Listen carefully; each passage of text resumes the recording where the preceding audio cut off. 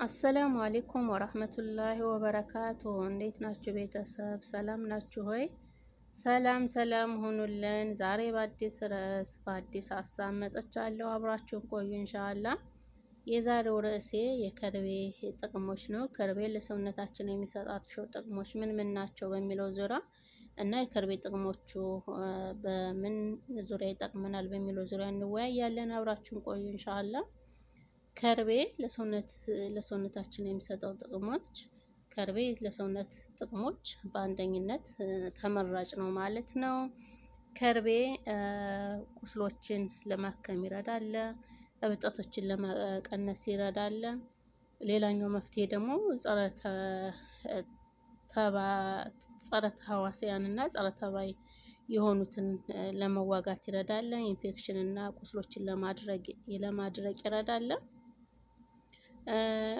ለማያቋረጥ ሳል ላለባችሁም ጥሩ መፍትሄ ነው። በብዛት ቁስሎችን ለማድረቅ በጣም ጥሩ መፍትሄ ነው። ሳልል ይዋጋል። ጉንፋንና የመተንፈሻ ችግር ያለባችሁም በጣም ጥሩ መፍትሄ ነው። ከርቤን ተጠቀሙት ማለት ነው። በሽታዎችን ለማከም ትልቅ አስተዋጽኦ ያለው እንትን ነው ማለት ነው። ከርቤ በእብጠት ፊኛ ችግር ለሚሰቃዩ ጥሩ መፍትሄ ነው። በተጨማሪ ደግሞ የምግብ ፍላጎትን ለማነቃቃት እና የአመጋገብ ልምድን ለማሻሻል ይረዳል ማለት ነው። ከርቤ የጉሮሮ በሽታን ያስታግሳል። የጮኸ ድምፅ ወይ ደግሞ ጎርናና ድምፅ ላላቸው የጉሮሮን ያድሳል ማለት ነው። የአፍና የድድንን ችግር የጥርስንም ችግር ይቀርፍልናል ማለት ነው። አልፎ ተርፎም ሄሞሮይድስ የተባለ በሽታን ያስወግዳል። ለደም ማነስና ለሄርፒስ ሕክምና ይሰጣል ማለት ነው። ሌላኛው ለማህፀንም ጥሩ መፍትሄ ነው። በተጨማሪ ደግሞ በመገጣጠሚያ ህመም ለምትሰቃዩ ጥሩ መፍትሄ ነው ማለት ነው።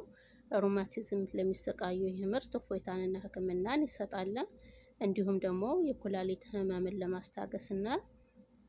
ለማስታገስ ይረዳል ማለት ነው። በዚህ በርካታ ጥቅሞች ይህ ምርት ለጥሩ ጤንነትና ለጠንካራ ኃይል አጋር ነው ማለት ነው።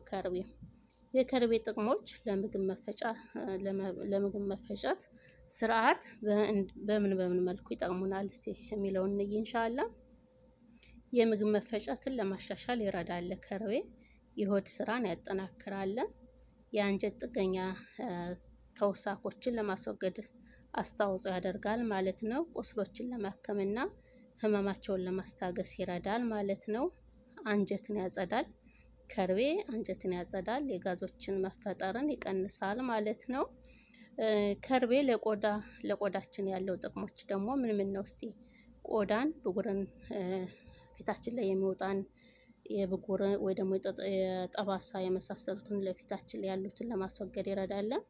በቆዳችን ላይ የቃጠሎ ነገርም ካለ እሱንም ለማጥፋት ጥሩ መፍትሄ ነው ማለት ነው። በቆዳችን ላይ ተጽዕኖ ሊያሳድሩ የሚችሉ እብጠቶችንም ቁስሎችም ካሉ የማዳን ባህሪ ያለው ማለት ነው። ቁስሎች በተለይ ኢንፌክሽን እንዳይፈጥሩ ተሎ የማድረቅ ባህሪ ያለው ማለት ነው። የቆዳ ቀለም ቀላል እንዲሆን ይረዳል። ከርቤ የቆዳችን ቀለም ቀላል እንዲሆን ይረዳል። ለቆዳ ብሩህ ገጽታ ይሰጣል ማለት ነው። ከርቤ ብዙ እንትኖች አሉት ማለት ነው።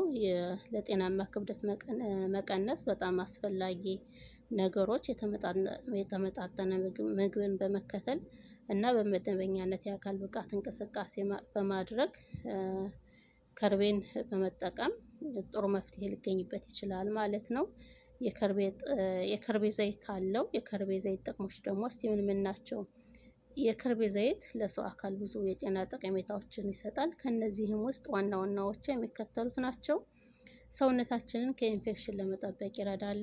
የከርቤ ዘይት የተለያዩ በሽታዎችን እና እንደ ኢንፍሉዌንዛ፣ ትኩሳት እና በርካታ ኢንፌክሽኖችን ሊያስከትሉ ከሚችሉ ጀርሞች እና ረቂቅ ተህዋሲያን ለመከላከል ይጠቅመናል ማለት ነው። የከርቤ ዘይት የአካል ክፍሎችን ተግባር ማሳደግ። ይህ ዘይት የነርቭና የበሽታ የመከላከል ስርዓታችን ተግባር ከመደገፍ በተጨማሪ የደም ዝውውራችንን ያሻሽልልናል ማለት ነው። የምግብ መፈጨትን ያሻሽላል። ሌላኛው ደግሞ ለደም መፍሰስ ለደም መፍሰስ ላለባችሁ የደም መፍሰስን ይቀንሳል ማለት ነው። ሌላኛው የምግብ መፈጨት ጭማቂዎችን ጋር ወስዶ መጠቀም ይቻላል። የምግብ ፍላጎታችንን ለማሻሻል ይረዳል ማለት ነው። ንቁነትን ያበረታታል ማለት ነው። የቁስል ፈውስ ሂደትን ማፋጠን የከርቤ ዘይት በመጠቀም በአግባቡ ጥቅም ላይ ሲውል ቁስሎችን በፍጥነት ለማዳን አስተዋጽኦ ያደርጋል ማለት ነው። ሌሎች የተለያዩ ጥቅሞች አሉት። የዚህ ዘይት ተጨማሪ ጥቅሞች ድድንና ጡንቻዎችን ማጠናከር፣ የፀጉር ህዋሳትንና ጤናን ማሻሻል እና የቆዳ የመለጠ ችሎታን ማሻሻል ናቸው። በተጨማሪ ሳል በፍጥነት ለማገገም አስተዋጽኦ ያደርጋል እና እክታን ለማስወገድ እና መጨናነቅን ያስወግዳል ማለት ነው። የቁስል መበከልን ይከላከልልናል እና ንጽህናን ይጠብቃል። በተጨማሪ ውጥረትና የጡንቻ መወጠርን ያስወግዳል።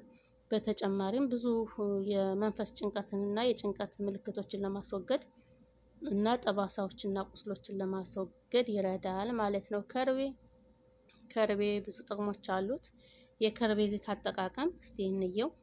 አንድ ትልቅ ግልጽ ጠርሙስ ወስዳችሁ ማለት ነው 500 ግራም ከርቤ ውስጥ ማስገባት፣ ከዚያም ሙሉ በሙሉ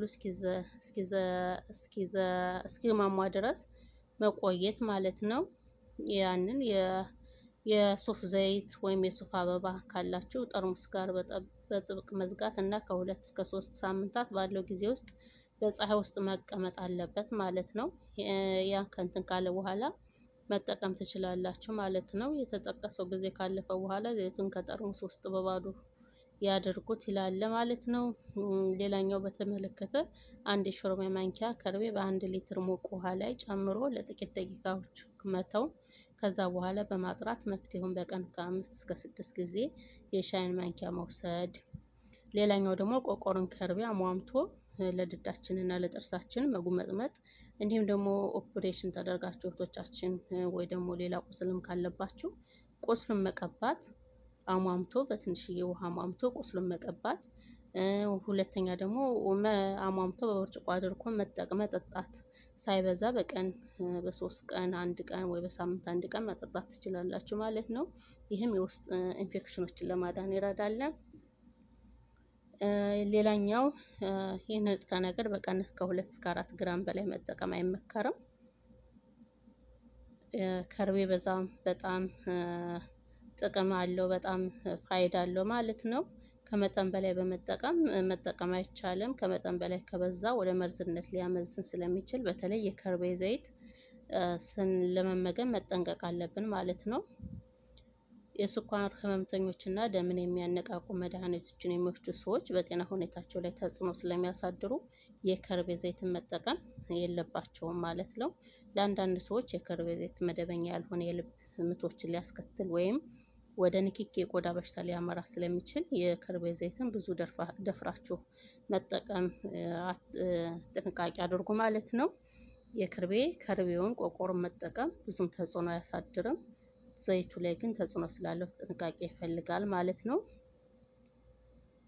ያው የከርቤ ዘይት ብዙም በየቦታው አልተለመደም። ቆቆሩ ነው። ቆቆሩን በመጠቀም ኢንፌክሽኖችን፣ ቁስሎችን መዋጋት ይችላል ማለት ነው።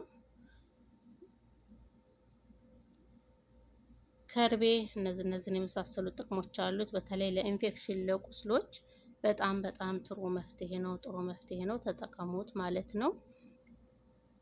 በተለይ ለጉሮሮ ኢንፌክሽኖች፣ ጥርሳችሁ እንደዚህ ቦርቦሮ ወይ ደግሞ ህመም ላለባቸው የጥርስ ህመም በጣም ጥሩ መፍትሄ ነው ማለት ነው።